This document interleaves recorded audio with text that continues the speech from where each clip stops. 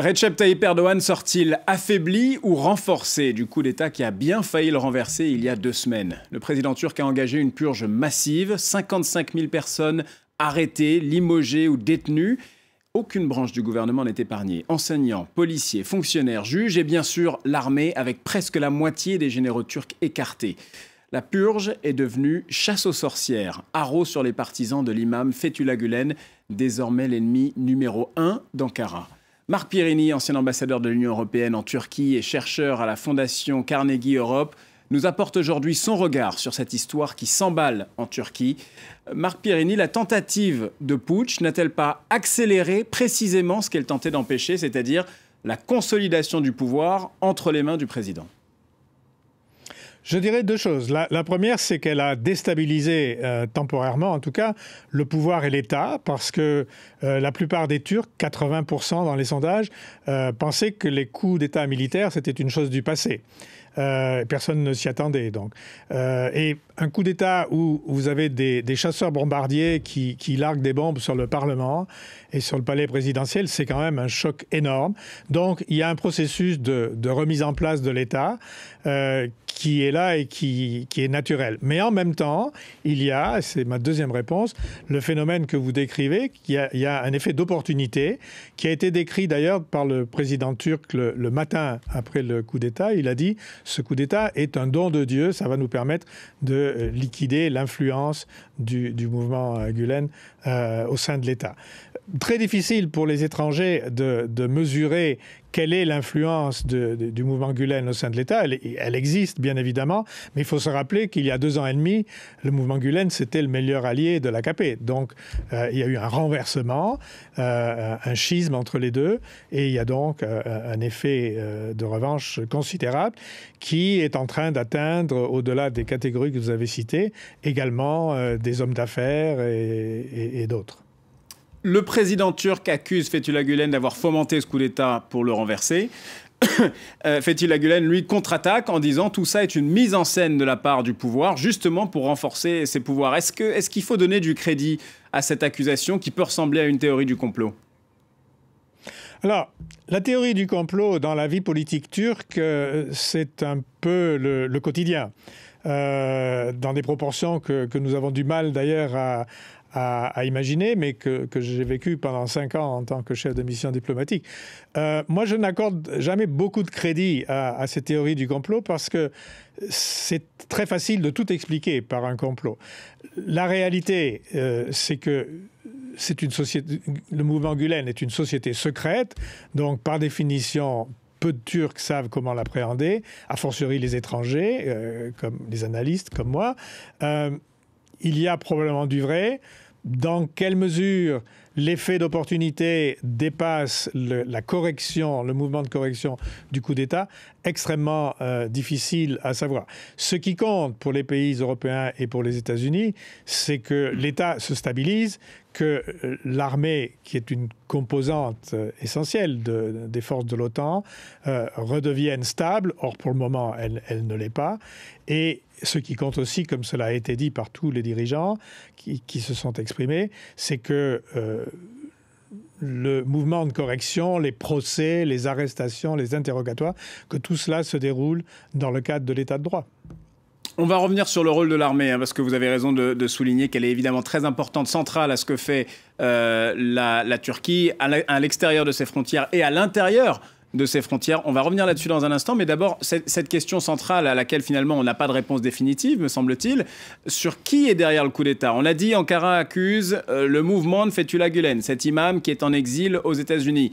Mais il y a aussi une autre explication possible, c'est peut-être simplement la résurgence de ce qui était devenu un réflexe pour l'armée de vouloir protéger la République la République turque telle qu'elle l'entend, c'est-à-dire une République laïque qui n'est pas aujourd'hui nécessairement celle du président turc. Votre avis là-dessus ?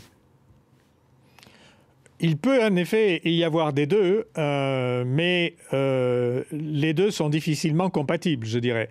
Ce que le coup d'État reflète, en tout cas, c'est qu'il y a une sorte de crise politique latente en Turquie, qui n'est pas seulement, comme de loin on pourrait l'imaginer, laïque contre religieux conservateurs, qui n'est pas non plus seulement le conflit avec le PKK qui a refait surface l'année dernière au mois de juillet et qui est extraordinairement coûteux en vies humaines et en destruction, mais qui est aussi lié au renforcement de la puissance du président, à l'absence ou à la diminution de l'indépendance de la justice, à l'absence de liberté d'expression et à ces contrôles de plus en plus étroits. Et le coup d'État donc est à la fois... la consolidation progressive du pouvoir et de toutes les branches du pouvoir entre les mains du président. Absolument. Et qui n'est pas quelque chose qui nous surprend, puisque ça avait été clairement indiqué par le président pendant la campagne électorale pour les présidentielles d'août 2014 et après la présidentielle, avec 52% des voix, premier président turc élu directement par le peuple. Il avait clairement annoncé ce qu'il voulait, c'est-à-dire une présidence exécutive. Et l'actuel Premier ministre, Binali Yildirim, a dit, quand il a été intronisé il y a quelques semaines, qu'il s'agissait désormais, avant le coup d'État, d'aligner la Constitution sur la réalité politique. Là-dessus intervient le coup d'État qui, en effet, ouvre une fenêtre d'opportunité pour le leadership turc. Alors, est-ce que le président Erdogan va réussir donc à faire ce qu'il voulait, c'est-à-dire faire la transition entre un système politique qui est un système parlementaire actuellement en Turquie et son objectif, un système présidentiel? Je dirais qu'au jour d'aujourd'hui, vu l'outrage généralisé, très au-delà des 52% du président dans les élections présidentielles, le président a un soutien massif de la population. Il reste qu'il y a des divergences, évidemment, sur le projet de société qui est derrière. Vous avez toujours, grosso modo, une moitié de l'opinion turque qui est laïque et libérale, et une autre moitié qui est religieuse conservatrice. Où est-ce que le balancier va s'arrêter? Aujourd'hui, on n'en sait rien. Le président a probablement plus de cartes en main pour atteindre ses objectifs qu'il n'a jamais eu depuis son élection. Mais il y a des impondérables, il y a des tendances lourdes qui obligent la Turquie à modérer un petit peu les tentations de pouvoir autoritaire, parce que l'économie turque dépend de l'extérieur. L'économie turque est en déficit permanent. Elle dépend de l'investissement étranger, de l'argent à court terme, de la technologie étrangère, des exportations, du tourisme. Et ça, c'est très, très largement l'Europe. Et deuxièmement, pour sa sécurité, la Turquie, dans les moments très difficiles, dépend de l'OTAN et des États-Unis. Et donc, il y a là deux fondamentaux de la société turque qui sont, malgré tout, qu'on le veuille ou non, des contrepoids à des tentations autoritaires. L'armée et l'économie, on comprend bien. Mais pourquoi on n'entend plus l'opposition turque, qui avait pourtant vivement dénoncé l'autoritarisme grandissant de Recep Tayyip Erdogan et qui serait fondé une nouvelle fois à le faire? Alors, on a assisté à ce phénomène peut-être surprenant de l'extérieur, mais relativement logique vu d'Ankara, c'est que les trois grands partis d'opposition, donc les nationalistes du MHP, les sociodémocrates du CHP et les Kurdes, à l'origine en tout cas du HDP, se sont ralliés comme un seul homme à la défense de l'État, la défense de la légitimité de l'État, tout comme d'ailleurs les leaders européens et le président américain. Et ceci quasiment dans la nuit de la tentative de coup d'État. Donc là, il y a un réflexe, je dirais, de rassemblement contre le chaos. Ça ne veut pas dire que les partis d'opposition, et en tout cas le CHP et bien sûr le Parti kurde, sont d'accord avec toutes les options du président. Comment vont-ils reprendre la main, si je puis dire, comme parti d'opposition? Au jour d'aujourd'hui, c'est très difficile à dire. Avant de se quitter, qu'est-ce qu'on peut entrevoir sur le rôle à venir de l'armée en Turquie? Parce qu'il est central pour ce qui se passe à l'intérieur des frontières. On pense à la lutte contre le PKK, la lutte évidemment contre la menace islamiste. Il y a eu de nombreux attentats.